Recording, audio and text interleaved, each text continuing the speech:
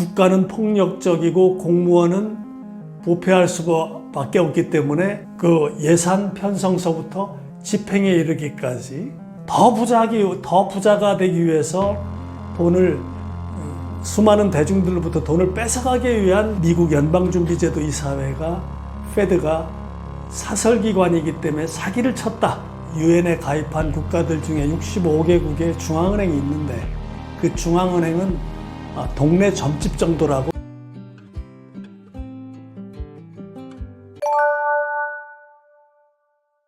이것은 제가 참 정통 경제학에서는 어떤 그 경제학적인 논리로 말씀을 드려야 되는데 그것은 차후에 제가 좀 다른 기회가 있으면 더 말씀드리기로 하고, 이 문제는 국가의 폭력과 부패와 사유재산 제도와 대립한다는 것에 대한 탐험에 있습니다. 그것은 무엇을 얘기하냐? 정신적 자유가 선거제도라면 물질적 자유는 화폐 제도라 할 수 있습니다. 그렇기 때문에 모든 것은 아무 조건 없이 나누어주는 보편적 평등과 플라톤이 말한 각자에게 그의 것을 주는 것이 정의라는 어떤 그러한 얘기에서부터 출발합니다. 그럼 플라톤이 그렇게 얘기했고, 그 이후에 키케로도 토마스 아퀴나스도 각자에게 그의 것을 주라는 것이 어떤 정의 개념에서, 그 정의 속에는 아마 재산적인 가치도 다 들어있는 것입니다. 경제적인 논리가. 근데 그 이후에 17세기에 토마스 홉스라는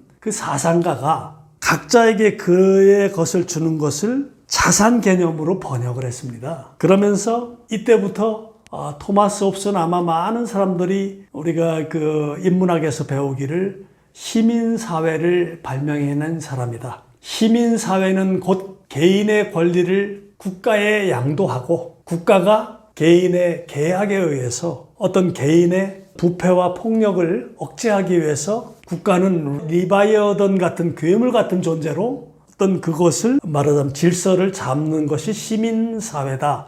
이렇게 주장했습니다. 그런데 이 아이러니하게도 토마스 홉스의 이 시민사회 국가의 리바이어던 그 논리하고 완전히 벗어나는, 부정하는 논리적 모순이 발생합니다. 그것은 뭐냐면 중앙은행이나 국가가 사유자산 제도를 위해서 경제든 시장에 참여하지 말라. 아담 스미스의 보이지 않는 손에 의해서 돌아가도록 국가는 개입하지 말라. 이 전제의 근거가 됐거든요.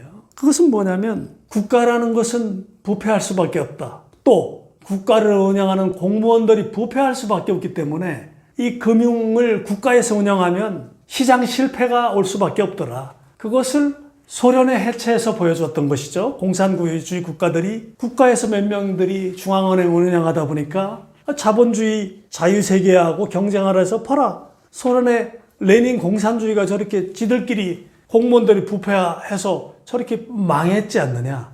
이런 것을 보여주면서 공무원들이 부패하고 국가는 부패할 수밖에 없기 때문에 경제를 운영하는 중앙은행은 민간은행 사설기관이 운영해야 된다라는 논리를 주장하고 있는 것은 시민사회를 주장한 토마스 홉스 논리가 완전히 극과 극인 논리적 모순입니다. 그래서 미국의 연준이 미국의 중앙은행이라고 하면서 그 페드, 연방준비제도 이사회, 어떻게 상호를 보면 사설은행 같지 않은 중앙기관 같은 성격의 그 상호지 않습니까? 그러니까 연방에서 무엇을 준비해 놓는다.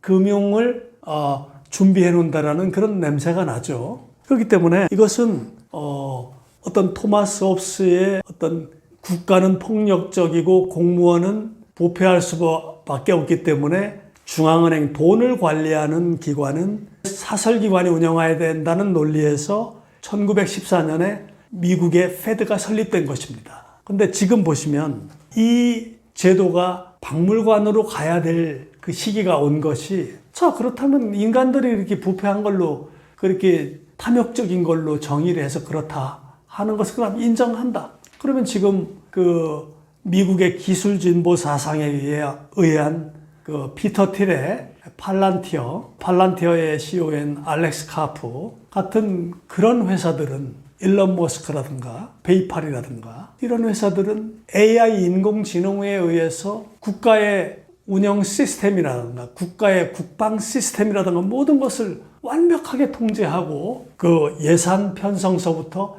집행에 이르기까지 모든 것이 지금 인간이 판단하지 않는 과학적인 어떤 그 GPU 수십만 개가 클라우딩 지능에 의해서 판단한다 그러면 인간들이 운영하지 않고도 중앙은행을 완벽하게 운영할 수 있는 시스템이 지금 발견되고 있지 않습니까? 어쩌면 정치 집단인 국회까지 없어질 논리의 당위성도 제공하고 있는데요. 그래서 저는 미국의 연방준비제도는 사실상 사립은행인 것은 당연한 것이지만 그것은 그 사람들이 아까도 말씀드렸듯이 저도 말의 논리의 모순이 있을 수 있겠습니다만 더 부자가 되기 위해서 돈을 수많은 대중들로부터 돈을 뺏어가기 위한 어떤 그러한 시스템을 운영하기 위해서 한 것이 아니라 어떤 지구의 자원이나 어떤 인구, 어떤 지구의 지속적인 발전을 위한 인구 조절에 의한 어떤 그런 시스템을 설계한 것인데 참 인간을 함부로 인구를 조절할 수는 없지 않겠습니까? 어떤 신의 영역인데 그러다 보니까 어떤 그런 사회적인 합의를 볼 수도 없고 그렇기 때문에 좀 늦어졌었는데 최근에 와서 좀 가속되고 있다 이런 느낌이 들고 있습니다. 그렇기 때문에 미국 연방준비제도 이사회가 페드가 사설기관이기 때문에 사기를 쳤다 이렇게 음모론으로는 얘기할 수 있습니다만 더 거대한 신의 질서가 존재하지 않느냐 이런 차원으로 설명을 할 수 있습니다만 어쨌거나 주주가 한 7, 8명으로 구성되어 있는 사설은행이 맞긴 맞습니다. 다른 점은 한마디로 얘기해서 그 미국의 연준은 로마 바티칸 교황청이라고 생각하시면 됩니다. 그리고 세계 각국의 우리 한국은행을 포함해서 15개국의 유엔에 가입한 국가들 중에 65개국의 중앙은행이 있는데 그 중앙은행은 동네 점집 정도라고 문학적으로 재미있게 이렇게 표현하고 이해하시면 아주 쉽습니다.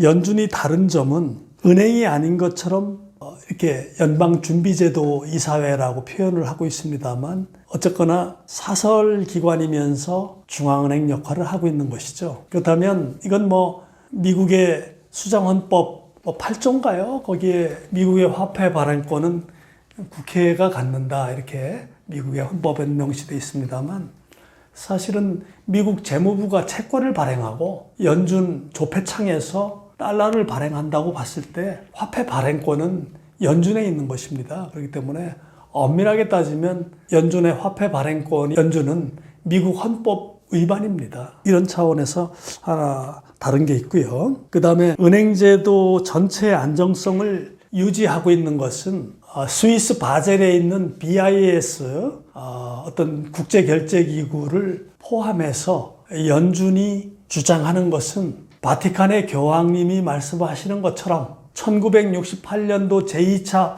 바티칸 공의회에서 글레이트 리셋, 세계 어떤 지구 환경 온난화에 대해서 대처해야 된다. 이렇게 한번 교황님이 주장하시면 그것을 세계 각국에서 지금 최근에 트럼프 대통령이 유엔에 가서 지구 온난화는 사기다. 탄소 배출 그 세금은 사기다. 이게 주장하는 것은 다 이유가 있습니다.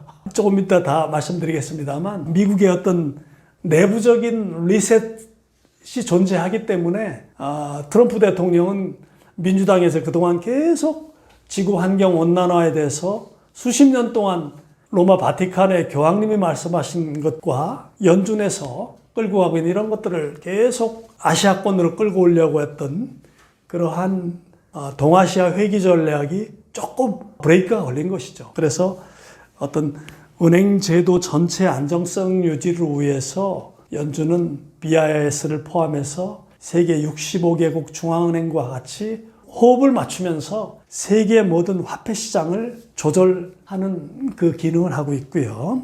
세 번째는 FOMC라는 연방공개시장위원회가 있는데 6주에 한 번씩 12명의 위원이 모여서 경제 상황에 대해서 토론하고 통화정책을 변경할 필요가 있는지 검토하고 있습니다. 그래서 노벨 경제학상을 받을 폴 사뮤엘슨의 경제학 원론이나 맨큐의 경제학에서 FOMC는 왜 주식시장에 주목하는가? 당시에 그 주식시장에 대해서 예의주시하면서 통화정책을 펴는 것은 말하자면 연준은 아까도 말씀드린 벤 버냉키가 그 헬리콥터를 몰고 다니면서 달러를 하늘에서 뿌리기도 하고 진공청소기를 가지고 다니면서 수많은 세계인들 지갑 속에 있는 지폐를 빨아들이기도 한다는 기능을 제가 말씀드렸지 않습니까? 그러니까 미국 연준은 자기들이 세계 기축통화를 이렇게 어지럽히고 왜 니들이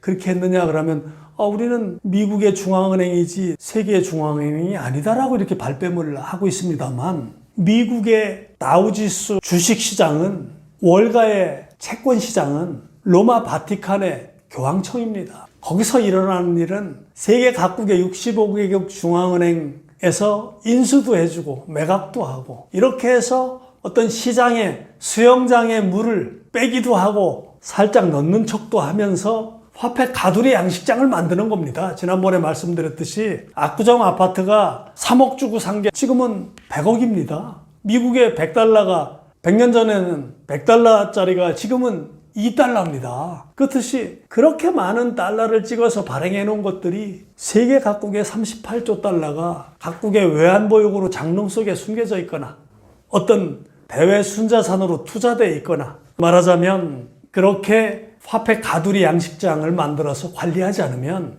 이 기축통화는 돌아가지 않기 때문에 폴 사뮤엘슨 교수나 맨큐 경제학에서 왜 FOMC 그 미국 연준이 그렇게 주식시장에 그렇게 관심을 갖고 그 주식시장에 말하자면 조정이라는 용어와 뭐 상승이라는 장세와 이렇게 해서 지금 그렇게 개입을 하느냐 이런 것에 대한 그 부정적인 그 토를 다는 경제학자들도 있습니다. 그렇기 때문에 우리는 이러한 것들을 우리가 정통 경제학에서는 그냥 연준이 하는 일이 통화 조절이나 재정 정책을 한다 이렇게 하지만 지금 로마의 바티칸의 교황님이 하시는 말씀을 세계에 있는 기독교인들이 다 듣고 거기에 대해서 우리가 어떤 종속적으로 그걸 따르듯이 연준에서 움직이는 그것은 세계 각국의 중앙은행들이 따르고 중앙은행인 동네 점집에서 말하는 것을